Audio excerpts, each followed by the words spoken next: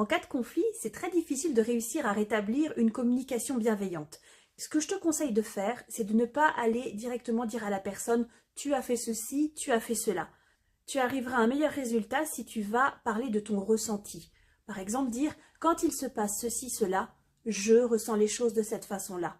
Parler en « je », ça va permettre à la personne de s'identifier avec ton ressenti et de ne pas se sentir agressée. Et peut-être que vous allez trouver plus facilement un terrain d'entente, un compromis. Et en tout cas, vous allez réussir à avoir une communication beaucoup plus saine, beaucoup plus claire et plus apaisée. Parler de ton ressenti, ça te donne aussi une forme de responsabilité vis-à-vis de ce que tu vis.